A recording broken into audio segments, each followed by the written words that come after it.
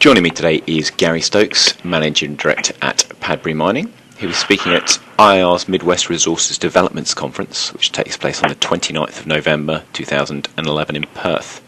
Gary, thanks very much for joining me today. Yeah, great to be here. First of all, what are some of the key challenges facing iron ore mine development in the Midwest? I think the key challenge for everybody is the infrastructure, port and rail, and we, along with all of the juniors in the region, are very dependent on that. Obviously, timing is different for different players. In our case, we're talking about production 2015-16, and if we were going to go down the path that's currently envisaged, it's going to take 3 years to build a port, so 3 years from now gets you out to about that time frame. And so, that's a critical element for everybody, I think.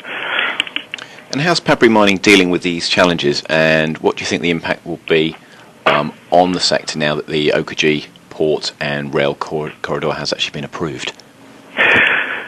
Look, we decided some time ago that we didn't want to end up getting to the point of production in 2015-16 and looking at it over the horizon and finding that there was no infrastructure in place. So we took a strategic decision to buy the intellectual property that was developed by Yilgarn, the losing bidder in the original bid for putting together the Oakajee port and rail. And we would really like to use that, I guess, as part of a solution to help with coming up with a good infrastructure solution for everybody. I think the fundamental problem that we've all got is that the current tariff model under the OPNR model doesn't work for us, and we're looking for something a bit different there, and we think we can actually add to creating a solution. Can you give me a bit of an update on Padbury's current project developments?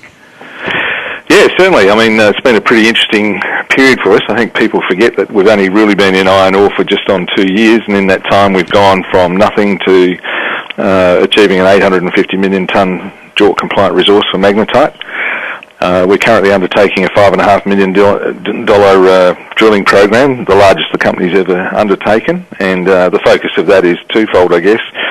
We're looking for hematite, certainly, that will help with early cash flow, and we're looking to increase both the volume and also the grade of our magnetite resource. So these are major programs that are currently underway. And what's your strategy for the next 12 months? Well, the next 12 months are going to be pretty busy because obviously we're starting to we've got a conceptual mining study that's been done, and that's in draft form, and the board's working its way through that.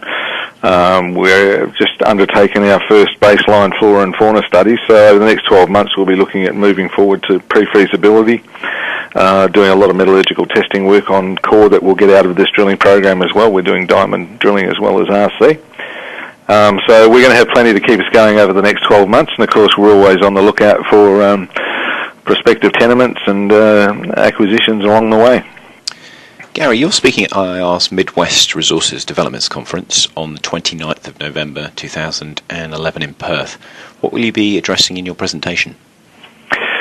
I think the key thing for me is just about the Midwest generally as to, it's the future, I believe, for the iron ore industry and what role Padbury will play in that, and looking at the infrastructure and possible solutions so that everybody gets a very clear understanding that both the Midwest as a potential iron ore producing area is going to be here for a long time, and secondly giving people a better understanding about the differences between magnetite and hematite. I don't think that's well understood by all and sundry, and certainly been trying to make that point very clear. Gary Stokes, many thanks for joining me today. We're really looking forward to your presentation this November. Great, I'm looking forward to it as well.